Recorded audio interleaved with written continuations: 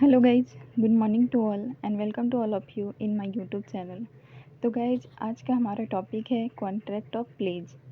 Guys, हमने कितने topic बनाए हैं जिसमें हमने contract of bailment, contract of indemnity, ऐसे स्पेशल कॉन्ट्रैक्ट को डिस्कस किया है।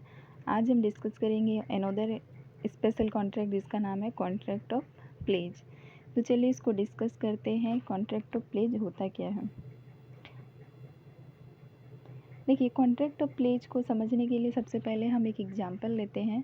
एग्जांपल के ज़रिए हम इसके कॉन्सेप्ट को क्लियर करेंगे कि कॉन्ट्रैक्ट ऑफ प्लेज होता क्या है।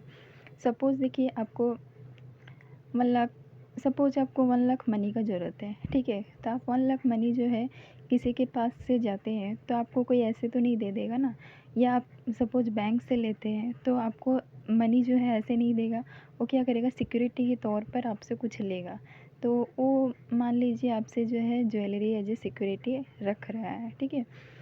तो वो क्या कर रहा है, आपका ज्वेलरी को एज ए सिक्योरिटी रख रहा है और उसके रिटर्न में या उसको रख करके एज ए सिक्योरिटी आपको जो भी 1 लाख का जो लोन है वो आपको दे रहा है, ठीक है। और 1 लाख का जो लोन है वो जब तक आप उसका रीपेमेंट नहीं कर देते, उसका इंटरेस्ट नहीं दे देते, तब तक वो जो ज्वेलरी है उसके पास एज ए सिक्योरिटी रखा रहेगा।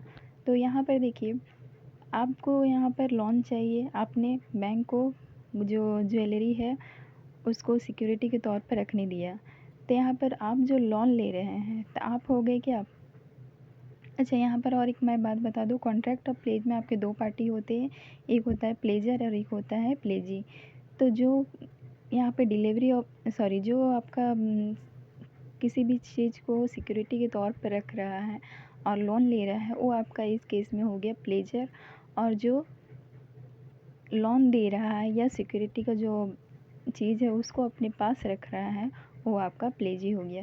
तो इस केस में आप हो गए प्लेजर और जो बैंक हो गया होगा प्लेजी, ठीक है। तो यहाँ पे क्या हो रहा है, डिलीवरी ऑफ गुड हो रहा है और उसके लिए कुछ सिक्योरिटी के लिए कुछ रख दिया भी जा रहा है।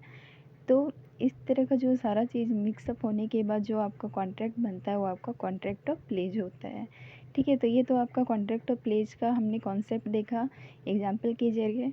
कॉन्सेप्ट क्लियर हो जाने से क्या होता है कि उसका जो भी आपका राइट्स है या जो भी आपके इसेंशियल्स है, ये सब हमको समझने में बहुत इजी होता है। तो चलिए देखते हैं कॉन्ट्रैक्ट ऑफ प्लेज को। देखिए, जैसे कि आपका हम जो भी स्पेशल कॉन्ट्रैक्ट पढ़ते हैं या जब भी हम लीगल एस्पेक्ट ऑफ बिजनेस या लॉ ऑफ बिजनेस अगर हम देखते हैं तो सेक्शन को देखना सबसे ज़्यादा इम्पॉर्टेंट होता है।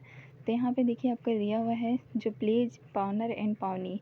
मैंने बोला था कि जो पाउनर एंड पाउनी जो होते हैं ये आपका, अच्छा, पाउनर मीन्स प्लेजर एंड पावनी मीन्स प्लेजी, ठीक है। प्लेजर को पाउनर भी बोल सकते हैं एंड प्लेजी को पावनी भी बोल सकते हैं।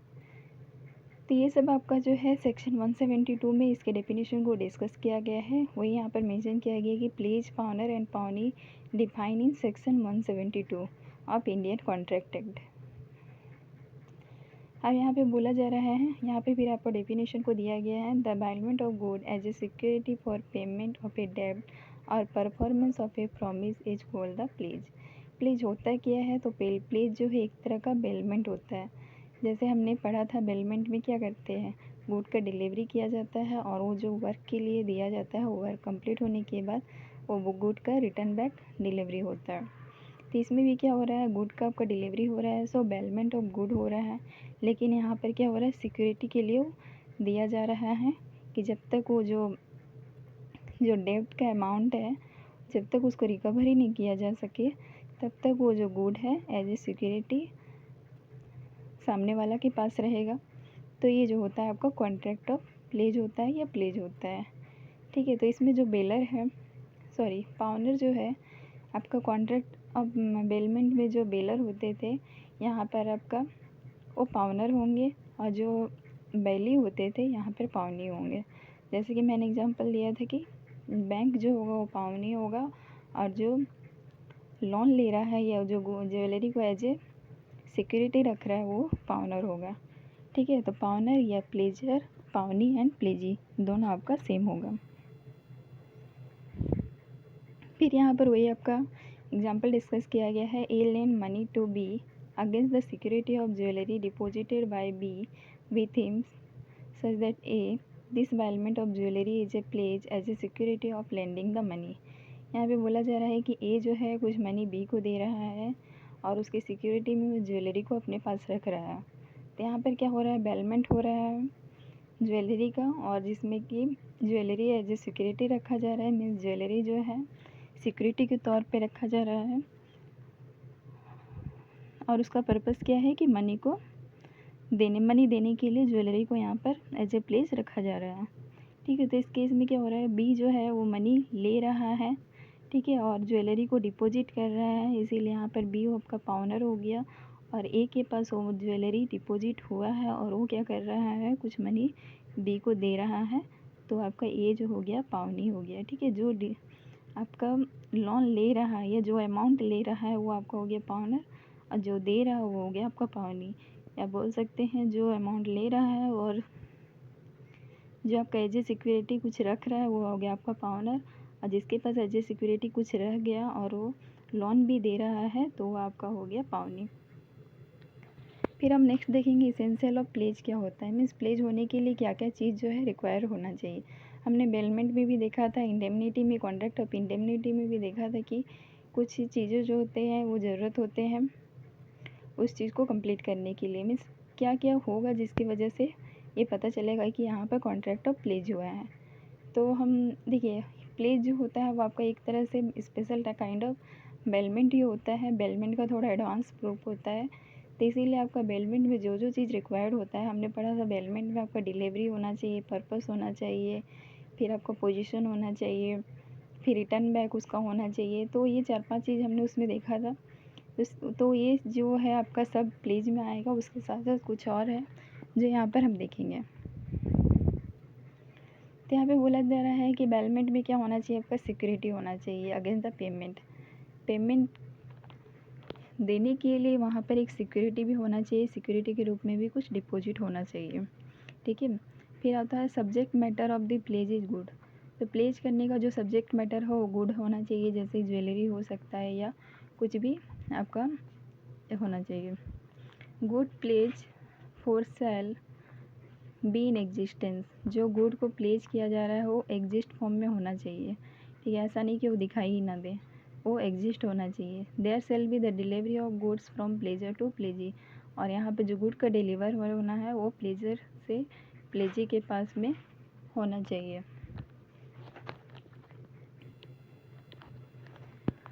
अब हम देखेंगे नेक्स्ट पावनी राइट क्या है। मिस जो आपका पावनर मिस जो डिलीवरी कर रहा है गुड्स का, सॉरी जो आपका सिक्योरिटी का डिलीवरी कर रहा है एज ए डेप्ट को लेने के लिए, और पावनी मिस जिसके पास रख रहा है। तो यहाँ पे देखा जा रहा है पावनी का राइट क्या है। मीन्स पावनी को क्या क्या राइट दिया गया है। तो right to retain the pledge goods. Pledge good को देने सॉरी जो आपका लोन अमाउंट है उस अमाउंट को देने के लिए उसके पास क्या होना चाहिए, वो गुड को प्लेज करने का राइट रखता हो। ठीक है, वो बिना गुड को प्लेज किए बिना वो क्या कर सकता है, मनी को नहीं दे सकता है। जो भी मनी उससे लोन के रूप में या एडवांस के रूप में मांगा जा रहा है वो उसको नहीं दे, तो इसके लिए उसके पास राइट है। ये आपका राइट सेक्शन 173 में डिस्कस किया गया है। तो एग्जाम्पल देखते हैं। M pledge stock of goods for certain loan from a bank. The bank has a right to retain the stock not only for adjustment of the loan but also for the payment of the interest. यहाँ पे बोला जा रहा है कि M जो है क्या कर रहा है, अपना स्टॉक ऑफ गुड को बैंक के पास में एज ए सिक्योरिटी रख रहा है, क्योंकि उसको क्या चाहिए, बैंक से लोन चाहिए। तो बैंक के पास भी एक राइट है कि वो स्टॉक को जो है उसको अपने पास रखे, इसलिए नहीं क्योंकि वो केवल लोन दे रहा है, क्योंकि बट उसको क्या क्या इंटरेस्ट भी देना है। तो इंटरेस्ट लेना है, तो इंटरेस्ट पेमेंट करवाने के लिए और लोन देने के लिए, दोनों रीज़न से यहाँ पर एम जो बैंक है उसके पास राइट है कि वो स्टॉक को अपने पास रखे। ठीक है, तो एम जो है उसको लोन लेना है, इसलिए वो क्या कर रहा है, स्टॉक को बैंक के पास रख रहा है, और जो बैंक है उसके पास राइट है कि वो स्टॉक को रखे ताकि जो भी पेमेंट, इंटरेस्ट का जो पेमेंट है वो उसकी वो टाइम टू टाइम मिलते रहे और लोन का अमाउंट भी ले सके। फिर नेक्स्ट आता है right to retention of subsequent डेब्ट।